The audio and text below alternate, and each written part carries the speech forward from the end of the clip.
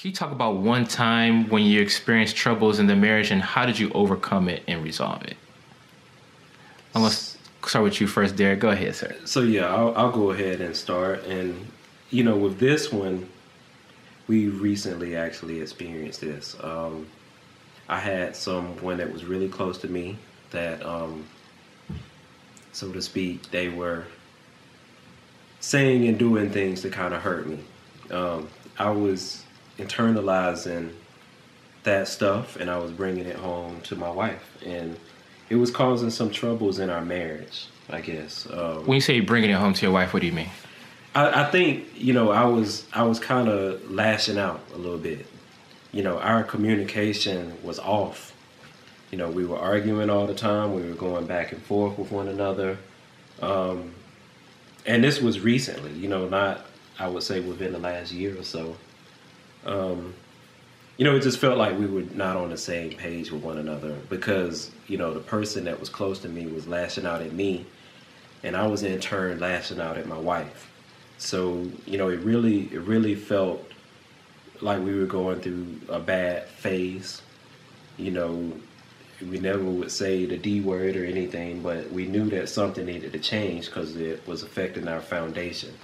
So to be able to fix that problem, I ended up seeking counseling for myself and learning how to deal with, the issues that I was getting from, the person that was close to me.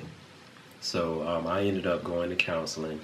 The counselor was able to work with me through some of those issues. Come to find out, some of those issues are issues I've been dealing with most of my life. The person that is really close to me, was giving me a lot of things that, I've had been hiding, I guess, all of this time. So counseling was able to, restore some of, the things that I needed to work on about myself because we're all broken individuals. And in turn, I feel like we were able to get some things back on track.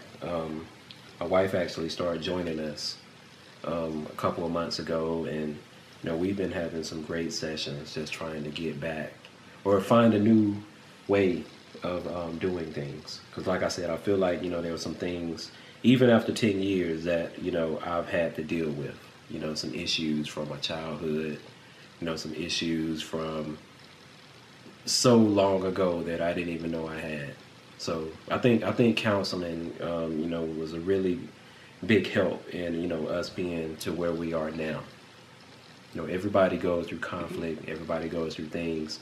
Some of the things that we experienced even when we were little kids, we might not think about it at that time, but it'll come back one day. And that's what counseling has helped me kind of resolve. And us. Yeah, and us too. There was some cracks in the foundation that we had to fix, and I think now we're a lot better from it because getting the education and getting a professional involved. Whenever you start like a new job, or you start working somewhere, you always get the adequate training to do whatever it is that you do.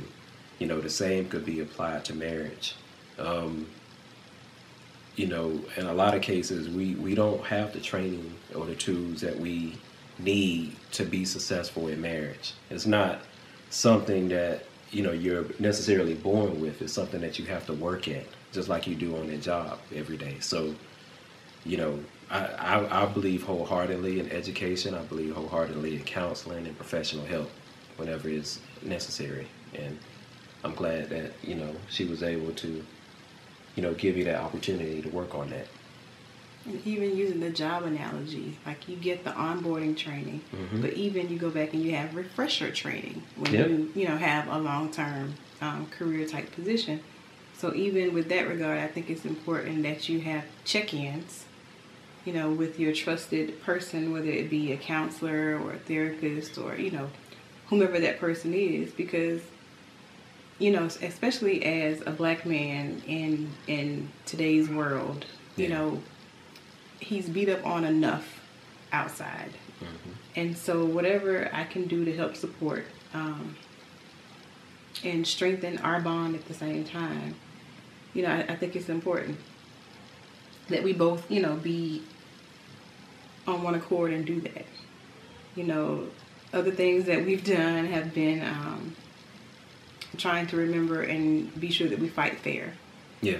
And we don't, you know, hit below the belt, because some things that once they're said, they can't ever be unheard. Yeah. What are the other things that we... Just learning how to channel your energy. You know, you have people, you know, that may have negative energy that they bring to you. You know, learning how to deal with that. Sometimes when you're going through things, you have to kind of put those walls up and just kind of block it out. You know, and learn how to deal with it. Don't, you know, if you go to work and your boss screams at you all the time and fusses at you, and then you come home and scream and fuss at your wife, you know, that's not the right thing to do. You know, find a way to channel that negative energy and try to do what's best. I have a question for you, John. When he comes home, like, you know, upset like that, like, did you like kind of like know what was going on already in your mind, or did you kind of like, this dude's acting crazy, what's wrong with him? Or did you already kind of like okay, this is what's happening, let me kind of see what I can do to help him out? Or initially, I don't think I really knew, you know, what had transpired right before he would get home. Mm-hmm. But then once I figured out what was happening, then I could kind of tailor my approach to be more supportive and, you know. How do you become more supportive? You know, would you like to talk about it? You know, do you need some time to just kind of go and breathe and decompress before we jump into the hustle and bustle of our routine in the evenings? Yeah. You know, whatever. I think that would probably be the two of the major things that I would do. Like if he would come in and I could sense that something was off. And I think having a big picture approach, you know, making sure that, you know, we have children, and we have already decided from early on in our marriage that divorce was not going to be an option for us. And so we have these children that God has blessed us with. It's our job to raise them to the best of our abilities. And in that, that includes leaving a legacy for our children. Yeah. And so we don't want our legacy to be that, you know, we scream at them and we yell at them and they don't realize the blessings that they truly are. So whatever work we need to do on ourselves to make sure that we're giving them the best side of ourselves is what we're willing to do. I have a question. You said earlier, you know, you don't punch below the belt during the fight, which is awesome. I actually like that a lot. When do you kind of come up with that rule? Like, is it when you first start meeting, you like, you know what, don't curse at me. You can do anything you want, but don't curse at me. Like, you know, was it like one of those things, or was it something like after you got married, you kind of started establishing rules, or was some of these rules kind of like set like right when you first kind of started dating? No, I think that one came about after a very bad argument. And so after the argument, you know, we're coming back like, did you really mean when you said X, Y, and Z? Well, no, I didn't mean it. I was just upset. And so, you know, after the argument, we sat down and we started to talk. Like, you know, well, going forward, can we, you know, be more in the moment and not say the things that trigger the other? And so once we agreed on that, I think that really helped a lot. Yeah, we have, you know, unique triggers that we had to learn about. And this is something that you wouldn't know just offhand. You know, it could be something that we may have, you know, witnessed or gone through in our past. And, you know, they're just, you know, things that have become peeves of ours that we don't like when other people do. So, you know, when you're in an argument and you know, you cross the line when people do something or say something, you have to let them know up front, you know, this is going to be the line. Don't cross that line. You know, for her, you know, a long time ago, and we did have this conversation right before or right after a really bad argument. She doesn't like anybody being condescending whenever we're having a disagreement. So there are certain ways when you're arguing that you can be condescending to another person. And I had no idea, you know, just by saying words like simply and, you know, using nonverbals when you're communicating. So there's some things that you know, I had to learn to not do when I have an argument that I was doing, because she let me know up front that's gonna be a no-go. Like, you can't do those things. So for me, you know, I'm kind of the same way. You know, the S word is no play in this relationship. We don't believe in calling somebody that. I don't like. In the past, I've always been a very defensive person. I honestly could say I probably am still today. So, you know, a trigger for me is, you know, definitely, you know, yelling and cursing. And, you know, if we ever have to get to that point in an argument or disagreement, then, you know, we both probably going to be moving some furniture and yelling and cursing. No, we've had times where, you know, we've had to say, can we just table this for now and come back to it later, because this is going nowhere. I ask you a question about that, if you don't mind. When you say like table, do you actually set like a time? Like, okay, you know, we're gonna table this. Let's come back to this in an hour. Let's come back to this tomorrow. Do you have it set up like that, or is it just kind of like random? We're gonna table this, and it kind of just floats for like a couple of months or a month, or do you set like a time? Like, you know what? Let's table this. We're gonna come back to this tomorrow or tonight. We're gonna come back to this. I don't think it's like really a set time to come back to it, but we're both the kind of people that things can't linger too long. Mm-hmm. Yeah. So, you know, it may be a couple of hours. It may be once the kids go to bed. Like, just give you enough time to breathe and come back to your right mind, so that you can have a productive conversation instead of an argument. In a situation like that, does it really make a difference on who comes first? Like in that particular conversation, let's say you have a heated argument. Does it really matter who starts the conversation first? Or like, let's say like, you know, Derek's like, he's upset. Mm-hmm. Do you come to like we're going to table this? Do you come back to him and be like, all right, you know, we need to go ahead and talk about this? Or do you wait for him to kind of come and say like, let's go ahead and talk about this, just because, you know, like he might be the heated one in the situation? I don't think I really can wait. But, you know, I'll try to ask, like, you know, are you ready to talk about it now? And if he says no, okay, we'll table it a little bit longer until we're ready. But there, you know, there's no point. Like, we've decided we're life partners, so there's no point in tearing each other down and then have to come back and rebuild each other all over again. Like, what's the point in doing that? That doesn't make any sense. Yeah, you don't want to say or do something that, you know, you can't take back. You know, if you say something that's gonna be unforgivable, you know, you don't want to at any time do that.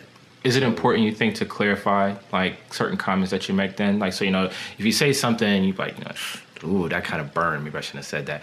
Do you come like, you know what, like, let me go and apologize for that directly, like clear this off the tables? Because sometimes, like you said, you'll say something in the heat of the moment, and you're like, oh man, like I need to go ahead and clear that. I gotta get it off the table. I don't want that to sit there on the table because they might take that the wrong way. I just said that in like the heat of the moment, you know. Yeah.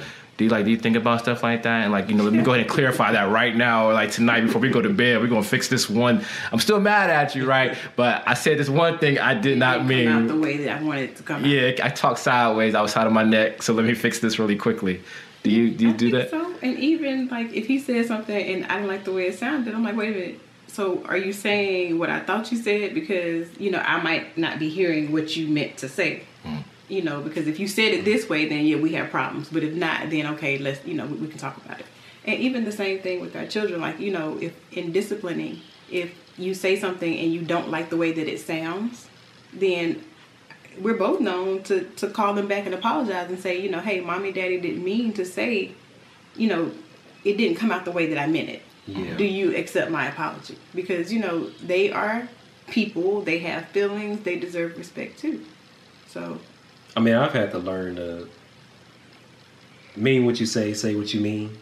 You know, to not have those crazy comments coming out, because in previous relationships or in the past, I used to, you know, let some things fly that I didn't mean just to get a reaction. But, you know, that doesn't work over here with her. So try. I've had to be the type of person to measure twice and cut once. So, you know, I have to be sure that I'm very careful before I say anything, because, you know, with that too.